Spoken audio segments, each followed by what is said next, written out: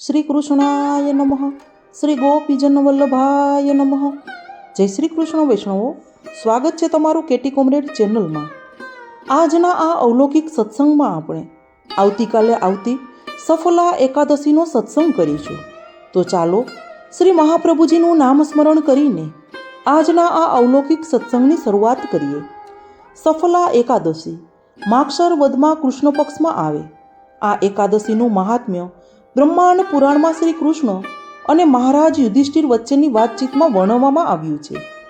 મહારાજ યુધિષ્ઠિરે કહ્યું, હે શ્રી કૃષ્ણ, આ એકાદશીનું નામ શું છે અને તેને કેવી રીતે કરવી? કૃપા કરીને મને વિગતે સમજાવો.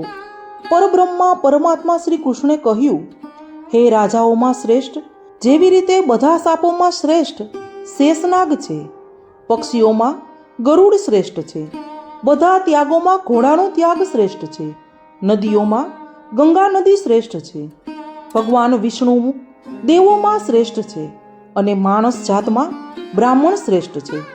તેવી રીતે બધા વ્રતોમાં એકાદશી એ શ્રેષ્ઠ વ્રત છે. હે રાજવીઓમાં શ્રેષ્ઠ, જે વ્યક્તિ આ એકાદશી કરે છે તે મને વહાલો છે. 5000 વર્ષ સુધી તપ કરવાથી જે પુણ્ય વ્યક્તિને મળે તે ફક્ત એકાદશી કરવાથી મળે છે. એક વખત ચંપાવતી નગરીમાં માહિષ્માન નામે એક રાજા રહેતો હતો. આ રાજાને 4 દીકરાઓ. આ 4 પુત્રોમાંથી મોટો પુત્ર લુમ્પાઝા એ ઘણો પાપી હતો. તે બ્રાહ્મણો, વૈષ્ણવો અને દેવતાઓની બહુ નિંદા કરતો અને જુગારની આદત તથા વેશ્યાઓ સાથે ગમન કરતો. તેમના પિતાએ તેનો દેશ નિકાલ કર્યો. લુમ્પાઝા જંગલમાં રહેતો અને રાત્રે તેના પિતાના રાજ્યના લોકોને લૂંટવાનું શરૂ કર્યું. તેની આ લૂંટફાટ કરવા છતાં તે રાજાનો દીકરો હોવાથી તેને કોઈ કશું કરતા નહીં અને છોડી મૂકતા. લુમ્પાઝા આ રીતે નિયમિત માંસ અને ફળ ખાઈને જિંદગી ગુજારતો. આ જંગલમાં એક વડનું ઝાડ હતું જેની પૂજા લોકો દેવતાની જેમ કરતા. લુમ્પાઝા આ ઝાડ નીચે થોડો સમય રહ્યો. લુમ્પાઝા આ રીતે રહેતો હતો તેવામાં યોગાનો યોગ એકાદશીનો દિવસ હતો. એકાદશીના આગલા દિવસે શારીરિક નબળાઈ અને થકાવટને કારણે તે બેભાન થઈ ગયો હતો અને એકાદશીના બપોરે જ તેને ભાન આવ્યું. તે દિવસે નબળાઈને કારણે તેને કોઈ પશુનો વધ ન કર્યો અને તેથી તેને ખૂબ જ ભૂખ લાગી હતી. તે કેટલાક ફળ શોધી લાવ્યો અને ભગવાન વિષ્ણુને પ્રસન્નતાપૂર્વક ધર્યા. ત્યાં સુધીમાં સૂર્યાસ્ત થયો. તે રાત્રે લુમ્પાઝા જાગતો રહ્યો. ઉપવાસના કારણે અને આખી રાત જાગતો રહેવાથી અજાણપણે તેને સફલા એકાદશી કરી. ભગવાન મધુસૂદને તેની પ્રાર્થના સ્વીકારી અને એકાદશીનું વ્રત અજાણપણે પણ કર્યું હોવાથી લુમ્પાઝાને સમૃદ્ધ રાજ્ય મળ્યું.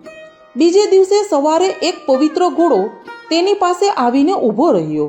તે વખતે આકાશવાણી સંભળાઈ, હે રાજકુમાર, ભગવાન મધુસૂદનની કૃપાથી અને સફલા એકાદશીના પ્રભાવથી તને એક રાજ્ય મળશે અને કોઈ પણ વિઘ્ન વગર તું રાજવહીવટ કરીશ.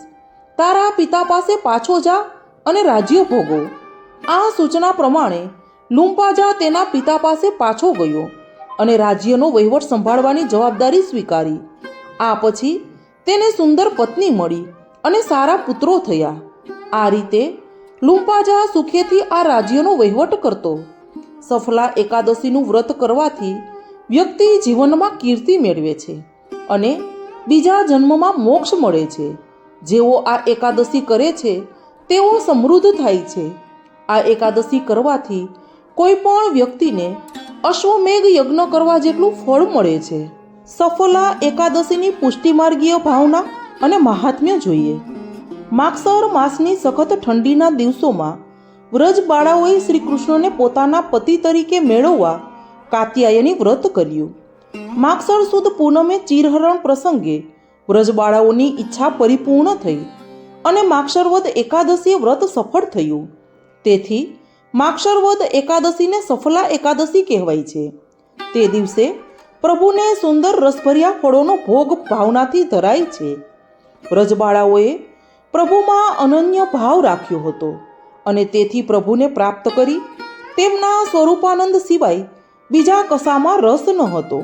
આ જ ભાવનાથી તેમણે કાત્યાયની વ્રત કર્યું હતું અને છેવટે તેમની ઈચ્છા પૂર્ણ થઈ. આમ આપણે પણ ગોપી ભાવથી અનન્ય ભાવે પ્રભુની ભક્તિ સેવા ખૂબ જ ભાવથી કરીએ તો પ્રભુના સ્વરૂપાનંદની અનુભૂતિ આપણને ચોક્કસ થાય. હવે જોઈએ મર્યાદા માર્ગીય ભાવના.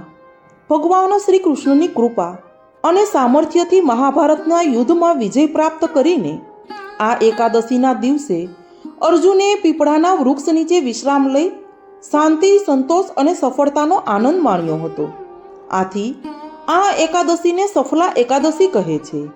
આ એકાદશીના વ્રતથી રાજસૂય યજ્ઞ કર્યાતુલ્ય ફળની પ્રાપ્તિ અને વૈકુંઠમાં સ્થિતિ સુલભ બને છે. એમ ભગવાન શ્રી કૃષ્ણે રાજા યુધિષ્ઠિર પ્રતિ સફલા એકાદશીનું મહાત્મ્ય જણાવતા આજ્ઞા કરી છે. તો વૈષ્ણવો, સફલા એકાદશીનો અલૌકિક સત્સંગ અહીં શ્રી મહાપ્રભુજીના ચરણોમાં સમર્પિત કરી અને પૂર્ણ કરીએ. આપણે પણ સફલા એકાદશીનું વ્રત કરી અને સેવા અને ભક્તિ ભાવ મેળવીએ. તો સર્વે વૈષ્ણવોને મારા જય શ્રી કૃષ્ણ.